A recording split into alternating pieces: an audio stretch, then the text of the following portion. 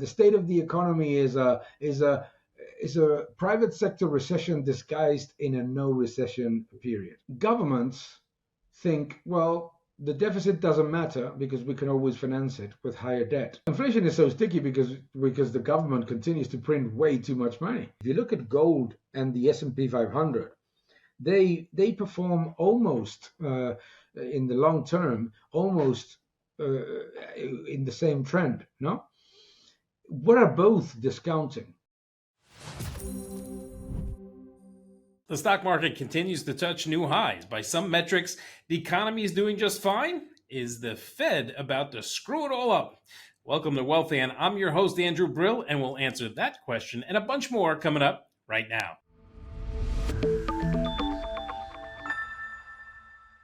I'd like to welcome Daniel Lacalle to Wealthion. Daniel has a PhD in economics. He's a fund manager, a best-selling author. Daniel, welcome to Wealthion. I hope I did okay with your name. I think you did fantastically. So, congratulations and thank you very much for inviting me. Absolutely. Now, I want to ask you, Daniel, what is your take on the current economy? Well, we're living the big disparity between the headline economy and what people live on a day-to-day basis. And this is very typical of inflationary periods. The headline GDP looks certainly robust. Employment outlook relatively stable, pretty good. All of those headline figures, aggregated figures, look decent.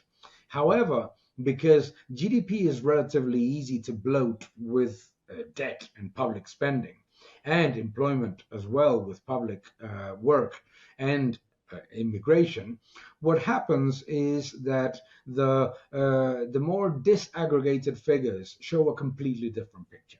What is the picture that we see? Consumer confidence is extremely low. The businesses that are focused on activity in the country are actually struggling. Small and medium enterprises, families are suffering the pinch of inflation and higher taxes.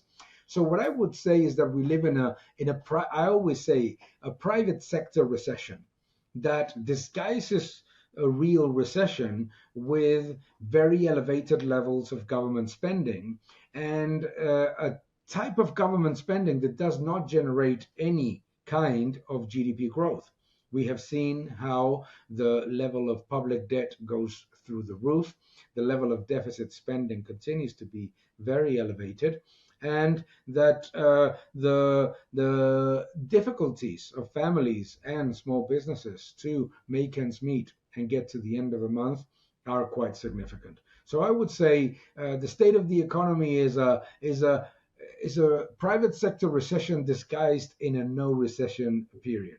How come we talk about GDP and all these things? Why don't we separate out those numbers, Daniel? It seems silly not to, because put the government spending aside.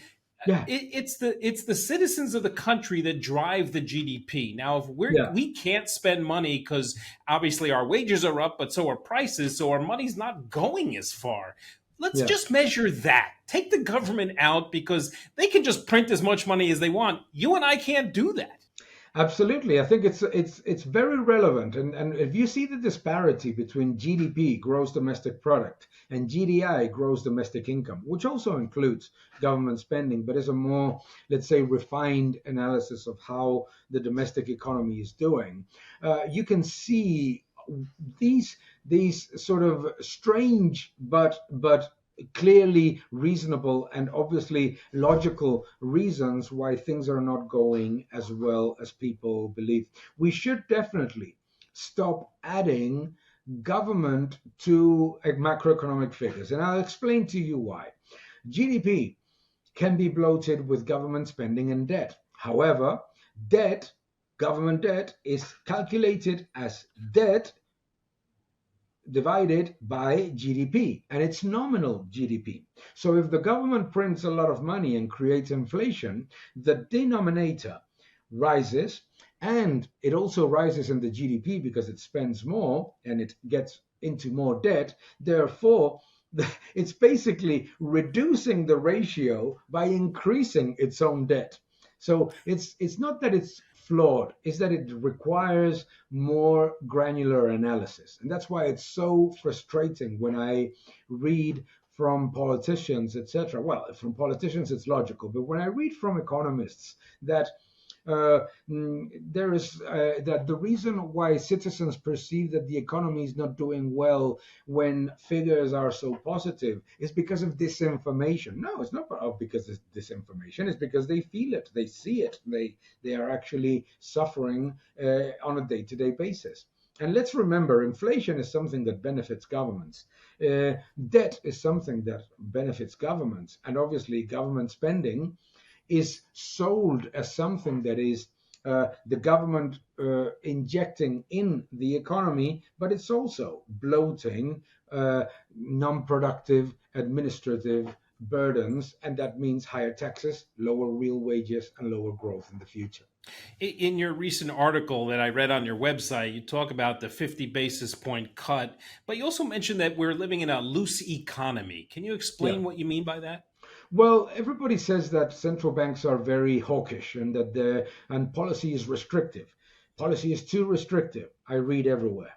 How is it too restrictive? No, the central banks increased the balance sheet of by about 20 trillion, and they have barely touched those balance sheets. Very small reduction in the balance sheet.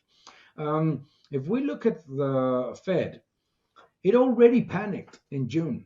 In June, it already started to announce that it would reduce the pace of reduction in the balance sheet. That means basically loosening policy, obviously. No, the second thing that we have to understand is that in the period that it was called restrictive, the Federal Reserve injected trillions to save the regional banks, injected trillions to reduce the pressure on government bonds.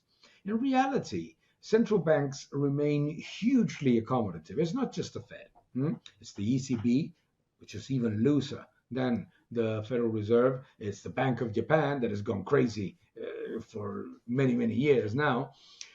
So we're living in a permanent loosening cycle, in which there are sort of hints, or I would say disguised normalization periods that basically don't even get close to normalizing to the levels that were created in 2008, let alone in 2020. So central banks are not focused on maintaining price stability, or the way that price stability is measured, which is 2% per annum loss of price stability. That is not stability. But central banks are hugely, hugely accommodative, and they prioritize liquidity, which means printing money, over inflation combating. So they're still going to have to print money because they lowered the rate by 0.5%, but we have a lot of debt to service. Yeah. So they're going to still be printing money, and maybe the rate will be lower, but now they got to print more money to get more bonds on the market to service $1 trillion a year. Yeah. And this is and what you just mentioned, that figure that you just mentioned, the interest expense of the United States economy is particularly staggering, because you have to remember that the United States is the world reserve currency, the US dollar, and that the US Treasury is supposed to be the lowest risk asset in the global economy. So the fact that the government is already spending in the budget more than $1 trillion, more than it's going to surpass the expense in defense, which is already phenomenal. No, that is already showing you that the fallacy repeated over and over by Keynesians that say that debt doesn't matter as long as interest expenses are low. Well, you have low interest rates in Japan, and the government has to spend almost 25% of the budget on interest expenses. So that is one of the warning signs. No, when people say that governments have unlimited ability to issue more debt and to print money, there are a number of warning signs that are telling you that all of that is false. Number one, the interest expense figure that you just mentioned. Number two is inflation, obviously, and that is a big problem for everybody. And number three is the loss of confidence in the U.S. dollar and as the world reserve currency. So those three elements, those three things, should be something to pay attention to. No, So you mentioned the loss of confidence in the dollar. Lowering interest rates is going to continue to make that happen. Now, absolutely. you mentioned that we could be in danger of the dollar not being the dominant currency, which would be a huge blow for the United States, wouldn't it? It would be devastating, devastating. Um, Governments think, well, the deficit doesn't matter because we can always finance it with higher debt. And higher debt is always financed because there is a global demand for US dollars. And that is never going to end. No? And saying that it's never going to end is a very, very dangerous way of thinking because it's basically just like saying, I'm driving at 200 miles an hour down the road. I have not killed myself. Let's accelerate. No? Uh, the loss of the confidence in a currency happens very fast. The United Kingdom probably did not imagine that it would lose its world reserve status, the British pound. So many global currencies have lost world reserve status. No, those things happen, and there are warning signs that indicate that governments and central banks should not be as complacent as to say there is no risk and it's never going to happen. As I said, the first one is inflation. No, you think that you can print all the money that you want and it's never going to generate inflation. Well, you've had 20% accumulated inflation in the United States in the last 4 years, in a period of growth and in a period in which the United States became the largest oil producer in the world over Saudi Arabia and Russia. No? So that should be disinflationary. And the technology giants are North American, which is also disinflationary. Technology is disinflationary. So to think that the United States has had a 20% accumulated inflation in these 4 years, which means that the essential goods and services have risen by 30%, that shelter has risen by 40%, that insurance has risen also by 35%. All these figures are phenomenal in terms of the indication of what type of destruction of the purchasing power of the currency we have lived.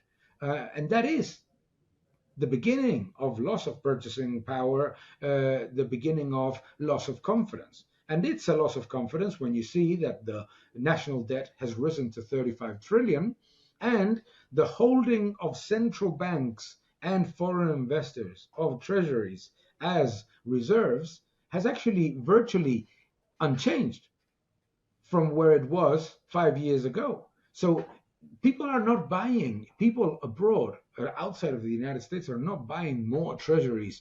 A lot of people, a lot of these neo-Keynesians say that deficit spending and public debt are reserves for the private sector. That is completely untrue, as this actually shows. No, is that it stops being a reserve when you see that both the purchasing power of the currency and the level of debt of the government simply become unsustainable. So do you think that this 50-point drop was excessive, and or was it even necessary at all? Well, I don't think it was necessary at all, unless what you wanted to do was what you rightly said before, which is to try to disguise the unsustainable levels of public deficit and debt. No, but bringing down interest rates incentivizes the government to take on more debt.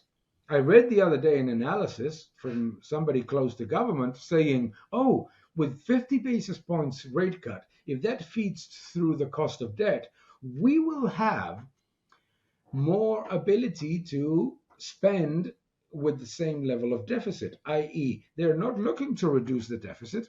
They're basically thinking, okay, we have more room to spend even more, no? And it's logical. The idea that cutting interest rates and printing money are tools to help governments deleverage makes no sense. It's like saying that if I had in front of me a display of burgers and sweets, that is an incentive for me to lose weight. No, it's not.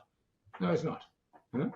So, Daniel, what are the tools if we don't use interest rates? What are the tools to get out of the situation we're in and get rid of some of Well, this debt? yeah, but of course, but you need to use the tools appropriately. You have too much debt, deficit spending is too high. You have to have higher interest rates and lower purchases of government bonds in order to give the signal to the government that it needs to curb on spending and on debt. Now, central banks are supposed to be independent, no? So the central bank hikes rates and decides to reduce the balance sheet. Phenomenal. The government doesn't care. Continues to spend, continues to deficit spend, and increases the debt even faster in a growth economy with record tax receipts. This is critical to understand. So the central bank maintains stubbornly its position.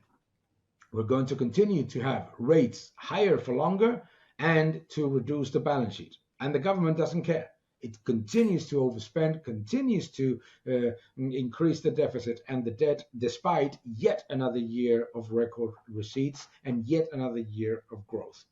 Phenomenal.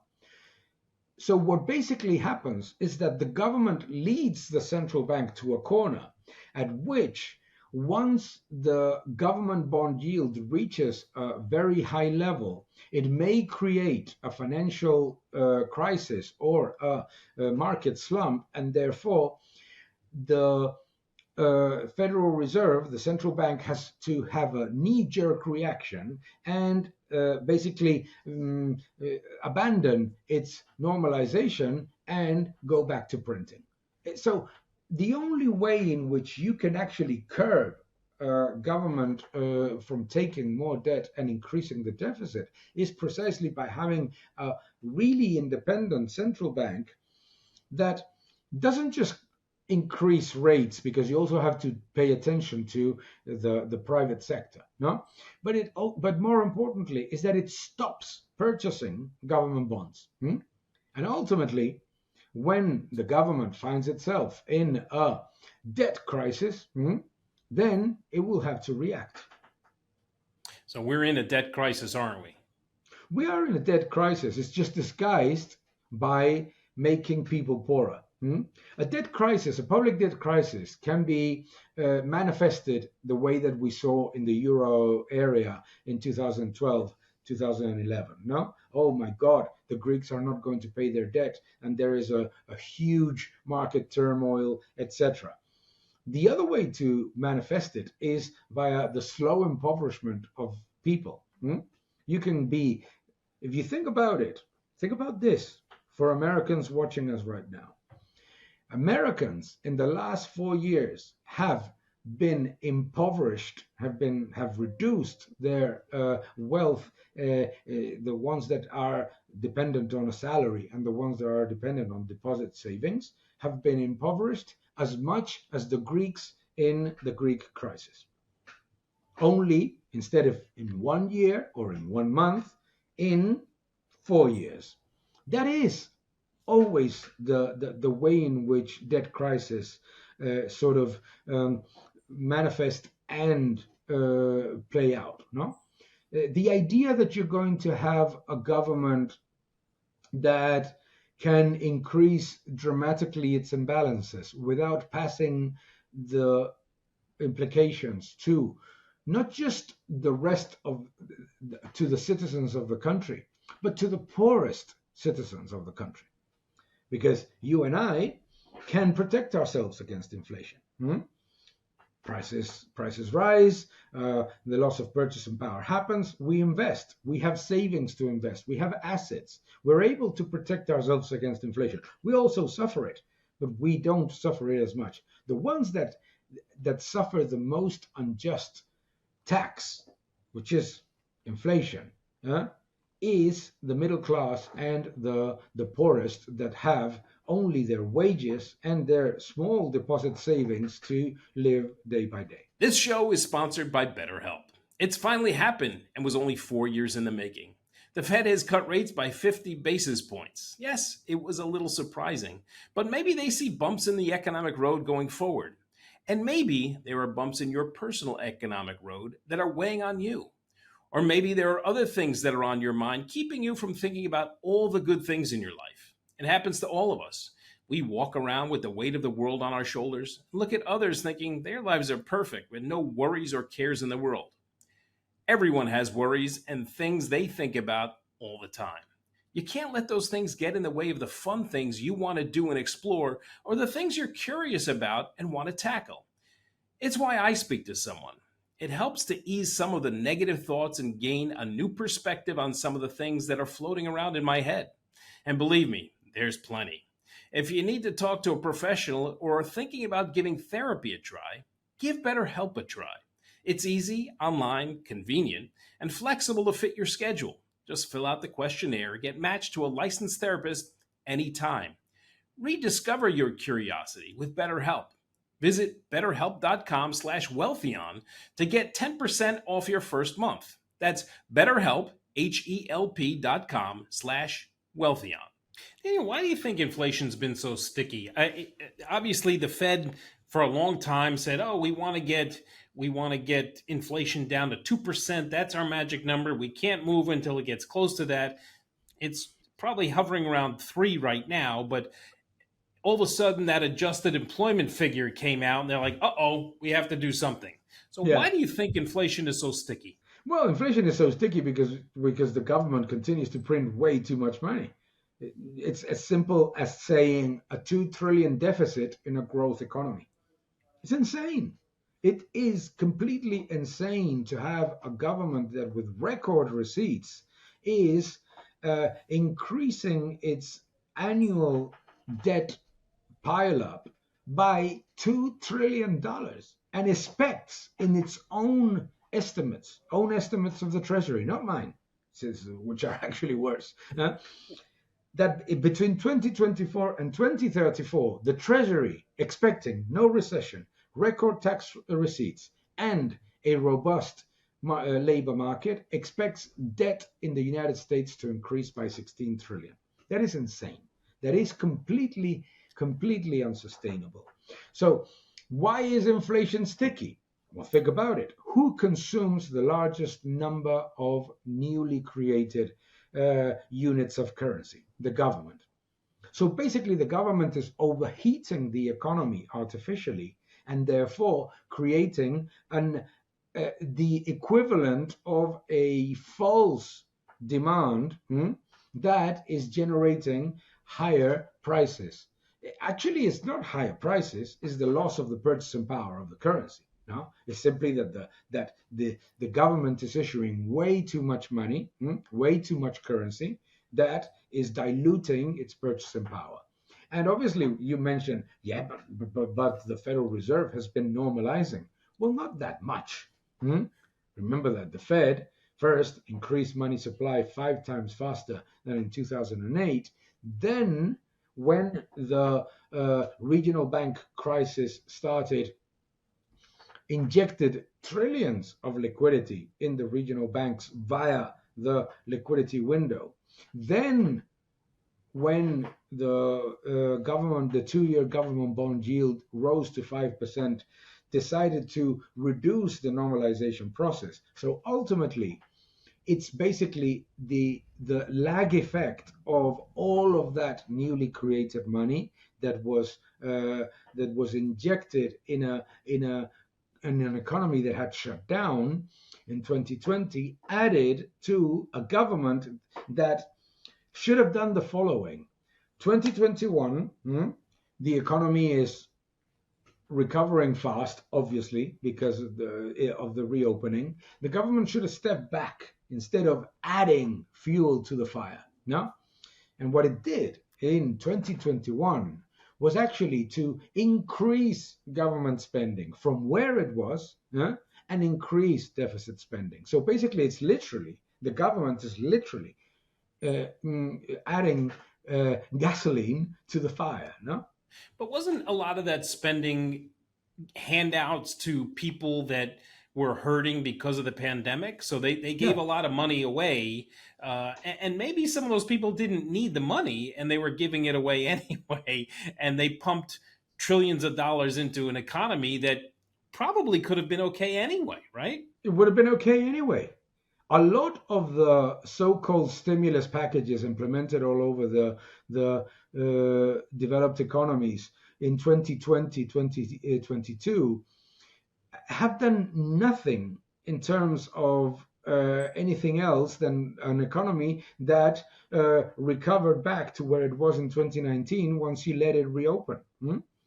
But I think it's very important to explain that the government didn't give away money. The government created money. It wasn't it wasn't reserves that already existed that were given to people. The government printed money, and you may have thought, and we may have thought, and rightly so, as you say, that many that received those checks did not need them. Okay, fair enough. The problem did not happen in 2020. That was insane. But if the government in 2021 had put the brakes, reduced government spending, washed that money out of the system, in 1 year, we would have reduced inflation. The problem is that in 2021, after that, the government decided to double down. The government decided to increase further the build back better, more printing. All of the entitlement programs that were added, etc. So basically, imagine the following: you actually 2020, you start handing out newly created money in checks to people. Some of them invest it, others save it, others spend it. Okay. That would not have created the level of persistent inflation and accumulated inflation that I mentioned, 20% since 2021, if in 2021, when the economy was already recovering very, very fast, particularly the services sector with the reopening, the government did not add 2 trillion, 3 trillion, 4 trillion of more spending in the economy. So, but that was basically it. If the amount of money printed in 2020 to hand out checks had been offset by reduction in government spending in 2021, in 2022, inflation would have already been 2%. So the 50% rate cut that I'm sorry, the 50 basis point rate cut that the Fed just implemented, isn't that inflationary to a degree? Oh, that's a great question. It depends it on how it manifests within the economy. Two things can happen with a 50 basis point rate cut, and immediately you have already read the experience of the past. No, the last time that the Federal Reserve cut rates by 50 basis points, 2001, 2007, it was the beginning of a recession and large increases in unemployment.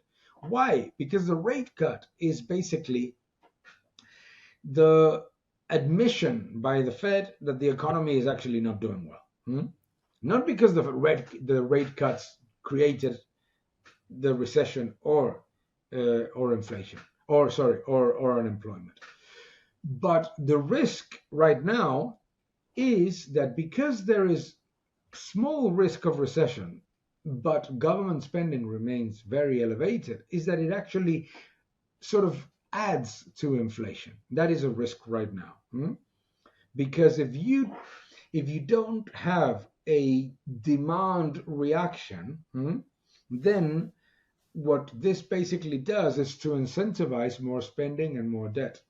So it seems that the 50 basis point cut will devalue the dollar slightly. Obviously, bond prices will go down.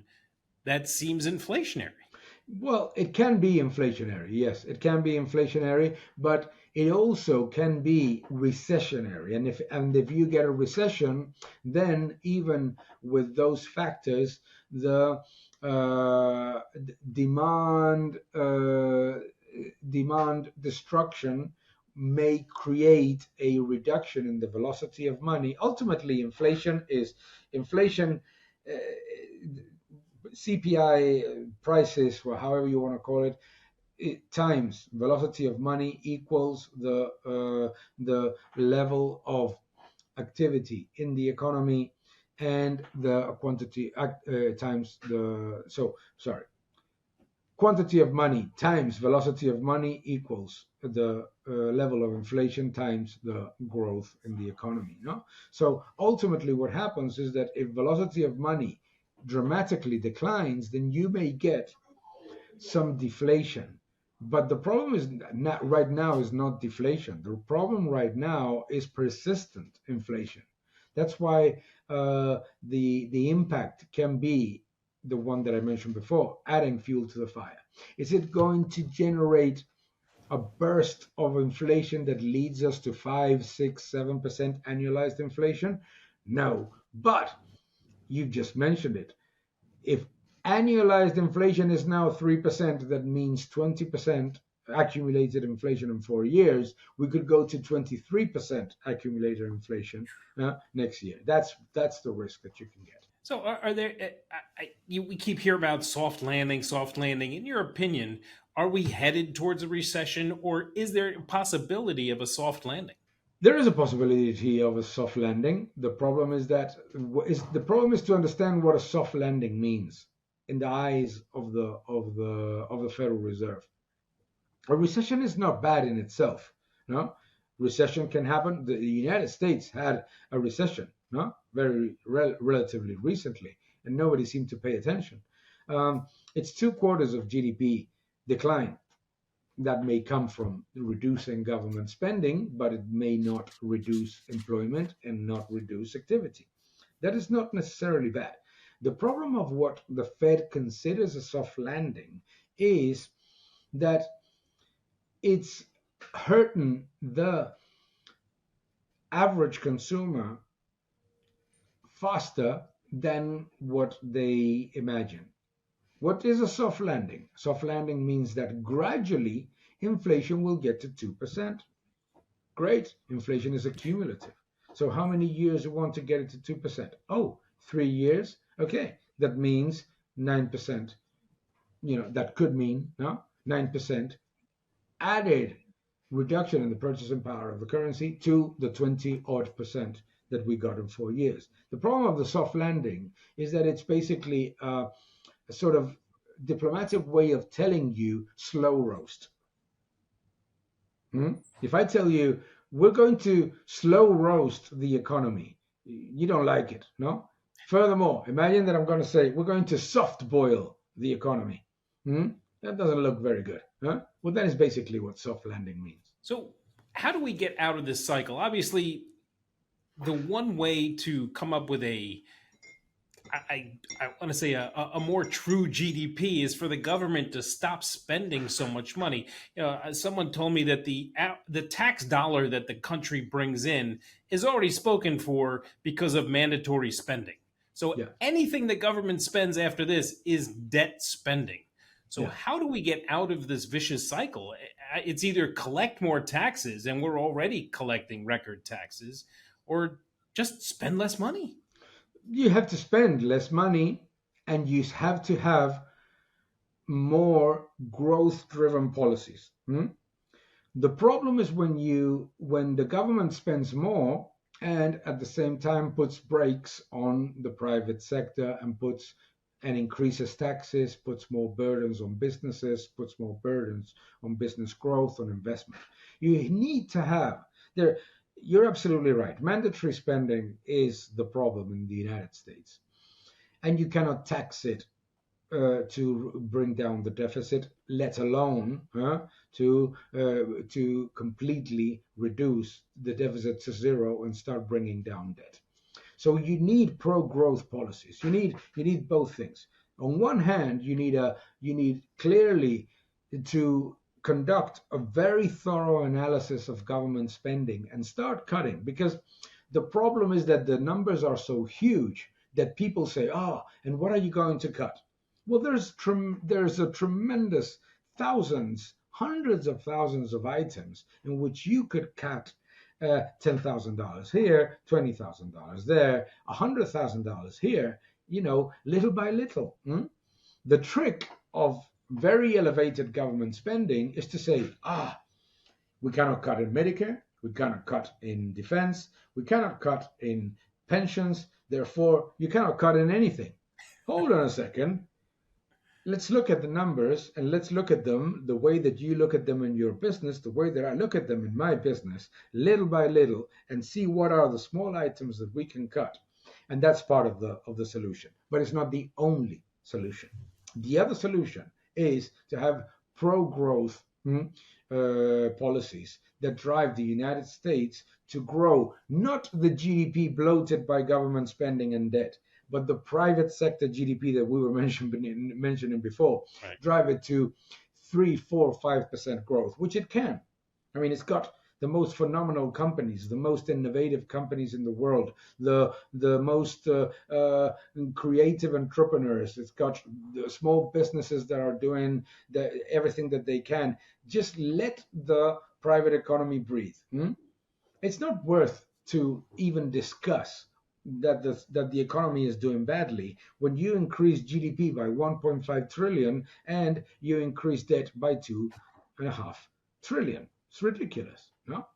So it's basically pro-growth policies that are focused 100% on making it easier for small businesses and families to thrive, and for large companies to invest more in the United States, for foreigners to invest more in the United States. And so that will come if they put the main objective on the private sector, instead of thinking that they can solve it through entitlement spending via higher debt. So is that what's driving the market? You had said earlier, you and me and people with means are able to protect themselves by investing. Is that why the market continues to go up? Because people are like, look, Absolutely. you know what? I'm not going to spend this money. I'm just going to invest this money and try and protect myself. Absolutely. What market participants, what investors know is that the level of fiscal insanity is so huge that central banks will be almost inevitably accommodative in the next years. So it's no wonder that you have a slump in August and everybody invests, knowing that what the market is actually discounting almost to a T. If you look at gold and the S&P 500, they perform almost in the long term, almost in the same trend. No, what are both discounting? What both are discounting is the destruction of the purchasing power of the dollar, not just the value of the profits of the companies that are investing, that are members of the S&P 500. No, it's no wonder that the Nasdaq does better than the S&P 500, that the S&P 500 does better than the European stock market, and that all of them do better than the Chinese market. It's basically literally discounting the destruction of purchasing power of the currency. So that's why markets are likely to continue to be strong, with volatility. Obviously, that's never going to be disappearing if the insanity that is happening at the fiscal side is continuing and printing money with it. And a lot of people in the academia say, well, that is good because, people's homes are more expensive, therefore people are richer. People's 401ks are getting, better, are rising, therefore that is good for people. Well, it's good for those that already have assets. It's really bad for those that only have a wage and their small deposit savings. That was going to be my next point. Is that the people who are able to invest, they're protected. Is there a way for the person who only has a wage and very little savings to protect themselves, or are they in essence just screwed? It's a sad scenario. The person that only has a wage and that cannot invest because they need whatever they have been able to have in the bank for a rainy day, that person is destroyed by the same policies that are selling them that they will protect them. So when those people hear that what the government is going to do is protect them by giving them hands out in a currency that is constantly depreciated, they're actually paying the highest tax of them all. It's no wonder. It's not even a coincidence. It's no wonder that the concept of inequality has become so relevant in the last decade, because it's also a real consequence of trying to disguise the fiscal imbalances of governments with monetary policy. And it's very easy for governments to create the problem and present themselves as the solution. Think about what we're hearing these days in the election process. We hear, oh, people are really suffering and the cost of living is really high. So this is what we're going to do. We're going to give you a subsidy.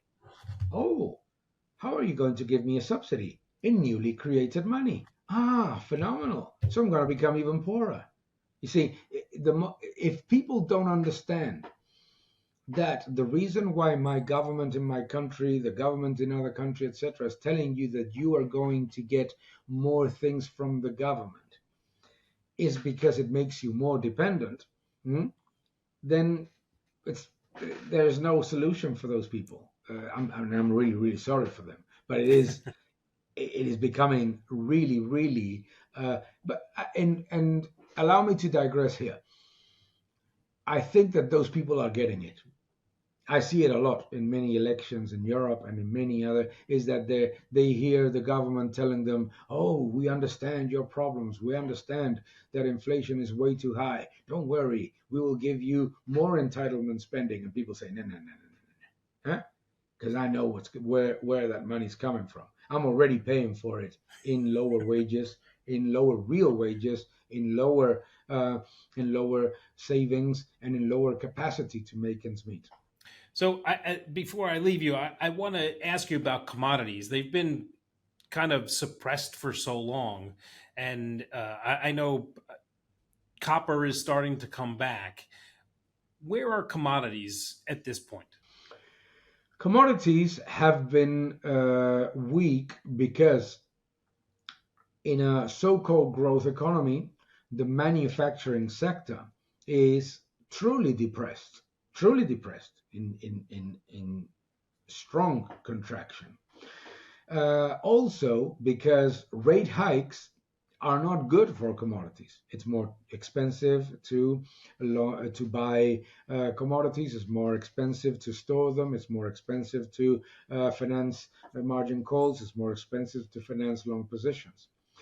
Therefore, commodities may bounce with a 50 basis point rate cut if you get more money going to relatively scarce assets.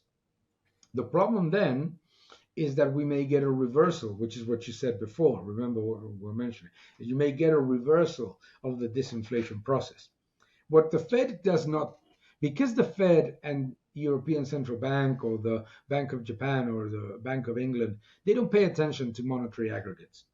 They think that inflation is declining because of some magic thing, supply chain disruptions and the Ukraine war, etc. Instead of thinking, money supply up and money velocity up is inflation up, and money supply down, money velocity down is inflation down. So if the rate cut starts to feed through to more government spending and more money going to commodities to protect the money from the purchasing power loss, then you may get a reversal in the disinflation process. I think that it's probable that we can see some mm, sort of recovery in commodities from three factors. No? Number one, China was in a money velocity down, money supply down period, and is now mentioning a very large stimulus package, which means money velocity up, money supply up. Okay, and this is the largest importer of commodities in the world. Number two is the rate cuts. No, that it's cheaper to finance margin calls and long positions. And number three is the fact that throughout this period, a lot of the investments in the commodity spectrum have been cut to the bone. The level of disinvestment and the level of underinvestment, in the commodity spectrum is staggering. No? So those things tend to sometimes create a bounce, and that could lead to an impact on a headline inflation that is very dependent, obviously, on energy prices. Do you see? It seems that China didn't learn from our stimulus packages, but they're now trying to stimulate their economy by a stimulus package. Do you envision a problem in China at some point because of the money they're going to now start pumping into their economy? I think that China was reasonably logical in understanding that their challenges in the real estate sector, overcapacity, all these things came from very aggressive stimulus programs, no? And therefore was trying to sort of manage or navigate a 5% growth with prudent monetary policy and fiscal policy. It seems that that ship has sailed and that they may go down the Japan route.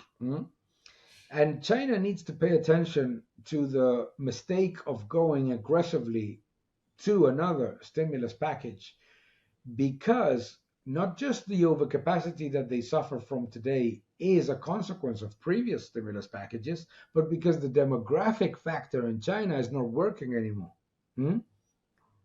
Demographics were a strong driver of growth in China, but the demographic trend is actually reversing and fast. No, so we need to be aware of that.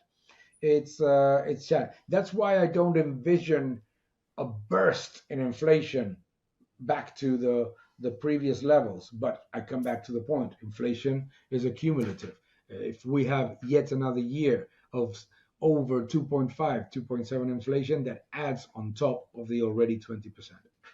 Daniel, thanks so much for joining me. I really appreciate it. Where can we? I went to your website, so I'm able to read everything that you write. Where else can we find you? Are you on Twitter or anything like that? I'm on all social media. I always say that it's easier to find me than to avoid me. So what I suggest to everyone is that they go to Twitter. My Twitter account is in English at @dlacalle_IA. IA for international account, so @dlacalle_IA. My website, dlacalle.com/en in English. So everything is in Spanish and in English. You can find me, but mostly go Daniel Lacalle. You will find me. Don't worry. I did listen to an interview in Spanish, and I will tell you, I didn't understand one word, but I did listen to interviews in English, so I appreciate you doing the ones in English. But we'll put up all the links to your stuff, and we appreciate your time. Thank you so much. Thank you very much. Thank you. It's been a pleasure. Have a great day. You too. Thanks so much for watching our discussion here on Wealthion with Daniel Lacalle. Maybe the picture, at least according to Daniel, isn't so rosy. So if you need a clearer picture on being financially resilient, please head over to wealthion.com/free for a free, no obligation financial review. And of course, if you could like and subscribe to the channel, we'd greatly appreciate it. Don't forget to turn on notifications so you know when we post new videos to the channel. And please do the social media thing with us. The links are below in the description. And if you like this content and are looking for more ways to achieve long-term wealth, watch this video next. Thanks for watching. Until next time, stay informed, be empowered, and may your investments flourish.